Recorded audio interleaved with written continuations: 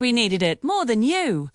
My brother-in-law's words hung in the air like poison. I stood in the lakehouse living room, hands still cold from the lake water, staring at my phone screen. 5 years of savings. Every dollar I'd scraped together for my boutique, gone. The number on my banking app mocked me with its cruel simplicity. 0. Carl raised his glass, that smug smile cutting across his face like a blade. Everyone else in the room pretended they hadn't heard him. But I saw Uncle Robert's jaw tighten. I saw Emma's eyes go wide. They all heard it. They just didn't know what to do with it. They thought I would crumble right there, dissolve into tears and helplessness. But something strange happened in that moment. Instead of breaking, I felt something inside me crystallize, harden into something sharp and unbreakable. This wasn't the moment I fell apart. This was the moment I became dangerous. My name is Florence, and for 29 years I believed family was sacred. I grew up in Portland in a house that smelled like sawdust and Sunday coffee. My parents ran a small hardware store on the edge of the city, Jet, the kind of place where people came not just for supplies, but for conversation. They taught me to work hard, keep my word, and trust the people you love. My younger sister Allison was different. Where I was careful, she was reckless. Where I saved, she spent. 4. While I worked summers at the store, she chased parties and boys and the kind of thrills that always seemed to end in tears. Mom worried.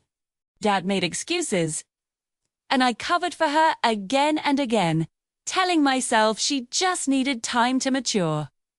Then one night, a drunk driver ran a red light and took both our parents in an instant. The grief was a black hole that swallowed everything. When we finally sat in the lawyer's office, numb and hollow, we learned they'd left us each a modest inheritance. I put mine into my dream, a boutique I'd been planning for years. Allison put hers into Kyle. He appeared in her life like a storm, loud and charismatic, with the kind of confidence that comes from never being told no. Too slick, too smooth, laughing too hard at his own jokes. Within 3 months, they were married. Within 6, Allison had changed. She became quieter, smaller, always checking his face before she spoke. When I asked if everything was okay, she'd give me that hollow smile. He just wants what's best for us. The Lakehouse reunion was Uncle Robert's idea, a chance for the family to reconnect and heal. I actually believed it would help. I drove up with homemade cookies and genuine hope, the kind of optimism that feels naive in hindsight. When I arrived, my cousin Emma hugged me tight and whispered in my ear, "Just prepare yourself." I didn't understand what she meant until I walked inside and felt it. The atmosphere was wrong, charged with something dark and waiting. Kyle's laugh boomed through every room. Tay. Allison sat in corners, hands folded, eyes distant. They! And every time she looked at me, I saw something desperate behind her eyes, something screaming to get out. The first sign came on the second day. ID left my laptop on the dresser in the guest room while I went downstairs to help with dinner. When I came back, something was off, too. The screen was angled differently. The charging cord was plugged into the wrong port. Small details, barely noticeable, but they screamed at me. I touched the keyboard. It was warm. Someone had used my laptop to steal from me. Every second of it was documented. I reached for my bag. My hands were steady now. "You won't mind what's coming next." Then Carl's eyes narrowed. "What's that supposed to mean?" I pulled out my phone and dialed. Kyle lunged forward, but Uncle Robert blocked him. "You're calling the police because you lost money?" Go ahead. Dell. "Tell you it's a civil matter and hang up." The line clicked. 911. What's your emergency? My name is Florence Hartley. I'm at 4782 Lakeshore Drive. I need to report an ongoing financial fraud and identity theft. The perpetrator is in the house with me right now. Kyle's face went pale, but he recovered quickly, laughing too loud. "This is insane." You can't prove anything. We'll wait for them to arrive, I said calmly. Then we'll see. Kyle grabbed Allison's wrist. Get your stuff. We're leaving. No one is leaving, Uncle Robert said, voice like iron. For the first time, Allison pulled away from him. Her voice was shaking but determined. I'm tired, Kyle. I'm so tired of lying for you. Kyle stared at her like she'd slapped him. You don't know what you're saying. I know exactly what I'm saying. I'm done. That's when we heard it. A sound like thunder, so loud it shook the walls and rattled every window in the house. Someone screamed. The front door burst open with such force it slammed against the wall. Portland police. Nobody move. 3 uniformed officers stormed in, followed by a woman in plain clothes holding a badge. I'm Detective Harmon. Florence Hartley? That's me. She held up a tablet. Your banker's fraud detection team flagged multiple suspicious transfers from your accounts in the early hours of this morning. They traced the IP address and digital fingerprint to this location. We have a warrant to search the premises and seize any electronic devices used in the commission of the crime. Kyle found his voice, stammering. This is a huge misunderstanding. Someone must have hacked the network. It could have been anyone. Interesting, Detective Harmon said. Because the access logs showed that transfers were initiated from a specific laptop after someone correctly entered the account holder's password. Security questions and 2-factor authentication code. That requires direct access to personal information. I held up my phone. Then you'll want to see this. Pulled up the folder I'd prepared during the 30 minutes between calling 911 and their arrival. The security software had done its job perfectly. Photo after photo loaded on the screen. Kyle sitting at my laptop at 2:47 a.m., face illuminated by the screen's glow. Kyle at 3:12 a.m., typing intensely. Kyle at 3:34 a.m., looking satisfied. Closing the laptop. Reangle. Every moment. Every incriminating second, timestamped and geotagged. Detective Harmon's expression went cold. Mr. Henderson, turn around. Hands behind your back. No, this is insane. Allison, tell them. Tell them I was with you. But Allison was standing beside me now, tears streaming down her face, but her voice steady. You weren't with me. Tony, you told me you were going to the bathroom. You were gone for over an hour. Cal's face twisted with rage. You're worthless enough. Detective Harmon's voice cut through the room like a whip. 2 officers grabbed Kyle's arms. He thrashed, shouting obscenities, but they cuffed him efficiently. Then Detective Harmon turned to Allison. Mrs. Henderson, we're going to need to ask you some questions. Were you aware of your husband's activities? Allison's face crumpled. I suspected something was wrong. He's been obsessed with Florence's business. He kept saying she didn't deserve her success, that she got lucky, that we deserved it more. But I didn't think he'd actually. Did he coerce you in any way? Threaten you? Allison's silence was answer enough. Emma put an arm around her shoulders. That's when Kyle made his move. With a sudden violent jerk, he wrenched free from one officer and lunged toward me, face contorted with rage. This is your fault. You always had everything. You always looked down on us. Uncle Robert tackled him before he got close. They hit the floor hard, Kyle screaming threats while officers pulled him away. But as they dragged him toward the door, Kyle looked back at Allison with something that made my blood run cold. Not anger. Something worse. Satisfaction. Like he knew something we didn't. Go ahead, arrest me, he said, voice suddenly calm. But You might want to ask Allison where she was 3 weeks ago. Ask her about the life insurance policy. Ask her why she was so interested in Florence's health records. The room went silent. Detective Harmon held up a hand, stopping the officers. She turned to Allison. Mrs. Henderson. Allison's face had gone white. She looked at me, then at Kyle, then back at me. When she spoke, her voice was barely a whisper. I'm so sorry, Florence. I'm so sorry. My heart stopped. Allison, what is he talking about? Shay started crying, really crying, the kind of sobs that come from somewhere deep and broken. He made me... He said if I didn't help him, he'd hurt you worse. He had a plan. The money was just the first part. He wanted everything you had. The business. The reputation. He was going to frame you for embezzlement, make it look like you were the one stealing, destroy you completely. And then, she couldn't finish. Emma's voice was barely audible. And then what? Allison looked at me with eyes full of horror. And then he was going to kill you.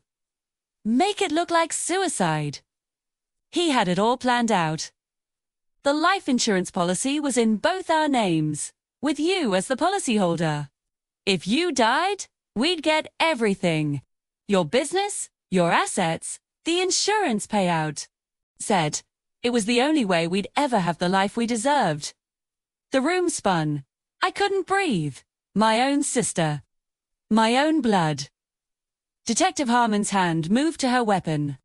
Officers add conspiracy to commit murder to the charges. Mrs. Henderson, you're going to need to come with us too. No. Allison grabbed my arm. No, I never agreed to it. Always trying to find a way to warn you. That's why I kept trying to talk to you this weekend. I was going to tell you everything. I swear. Carl started laughing, a sound so cold and dead it didn't seem human. She's lying. She was in on all of it. She's the one who suggested the life insurance. She's the one who gave me your passwords. She wanted you dead just as much as I did. Allison screamed.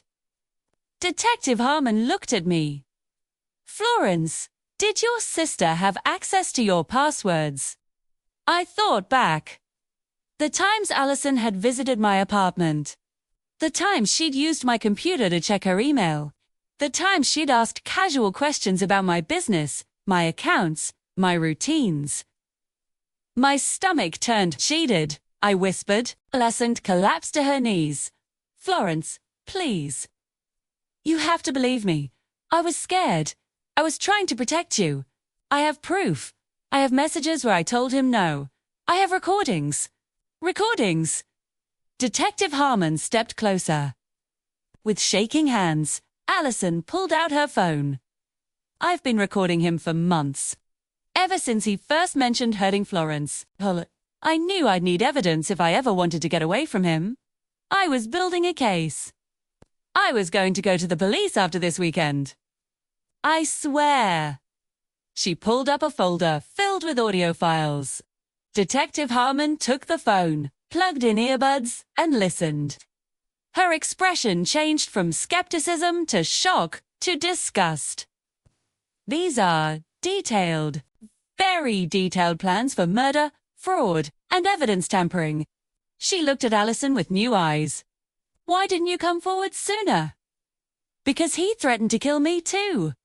He said if I ever betrayed him, he'd make it look like I did it all. That I was the mastermind. And everyone would believe him because ... She gestured at herself, small and defeated. Because I'm the screw. I'm the one who always made bad choices. Who would believe me over him? I sank into a chair, my mind reeling. My sister, my baby sister, caught in something so dark and twisted I couldn't fully comprehend it. Kyle was still laughing as they dragged him out. You'll never know, Florence. You'll never know if she's telling the truth. That doubt will eat you alive. Door slammed shut behind him. The house fell into a thick, suffocating silence. Detective Harmon handed Allison's phone to another officer. We'll need to verify these recordings and investigate further. Mrs. Henderson, you're not under arrest, but you're not free to leave either. You'll need to come to the station for extensive questioning. Allison nodded hello-eyed. She looked at me one last time. I know you'll never forgive me. I don't deserve forgiveness. But I need you to know I never stopped loving you. Even when I was too weak to save you, I loved you. I didn't have words. I just watched as they led her away. My sister, my betrayer, my victim. Or was she? I didn't know anymore. Uncle Robert sat down heavily beside me. Florence, I don't even know what to say. Neither do I. Emma brought me water. Aunt Patricia was crying quietly in the corner. The lakehouse, which had started this weekend as a symbol of family and connection, now felt like a crime scene. Over the next 3 weeks, the truth slowly emerged like a body rising from deep water. The recordings were real. Allison had been documenting Kyle's increasingly violent plans for months. The metadata checked out. The forensic psychologist confirmed signs of severe coercive control and abuse. Allison had been trapped in a nightmare, too terrified to escape, trying to protect me the only way she knew how. Kyle, it turned out, had done this before. His previous marriage, his ex-wife had mysteriously fallen down the stairs and died. It was ruled an accident. He'd collected the life insurance and moved on. The police were reopening that case now. The bank recovered most of my money. My boutique survived, and Allison was placed in a protective program while the trial proceeded. PID. The real resolution came 3 months later, in a small coffee shop downtown. Allison walked in, thinner, quieter, but somehow more present than I'd seen her in years. Hi, she said simply. Hi. We sat in silence for a long time. Finally, she spoke. I don't expect forgiveness. I don't even know if I deserve to be alive. But I needed you to know that every day I spend free as a day. I spend trying to be worth the second chance you gave me. I looked at my sister, really looked at her, and saw something I hadn't seen in years. Clarity.